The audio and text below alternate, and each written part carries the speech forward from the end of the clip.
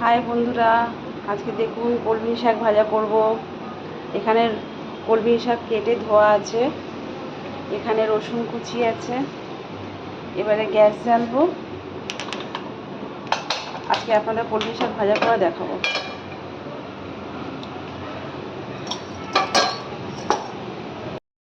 কড়াতে সর্ষের তেল দিয়েছি, এবারে দিয়ে দেবো রসুন কুচি, শুকনো লঙ্কা।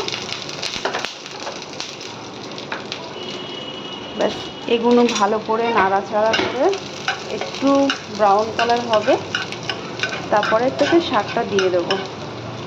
দেখতেই পাচ্ছেন পুরো ব্রাউন কালার হয়ে গেছে।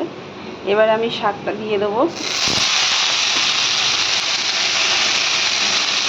শাকটা দিয়ে ভালো করে নাড়াচাড়া করে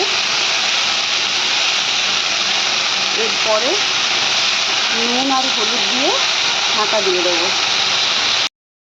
এখন দিয়ে দিচ্ছি নুন পরিমাণ মতন, তারপরে দিয়ে দিচ্ছি হলুদ।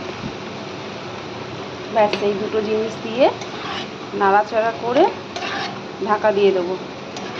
এবারে ঢাকাটা খুলবো। দেখতেই পাচ্ছেন আপনারা, পুরো শাকটা কমে গেছে।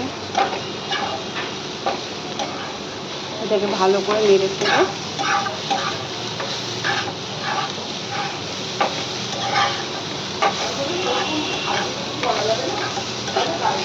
শাকটা অলরেডি কমে যায়।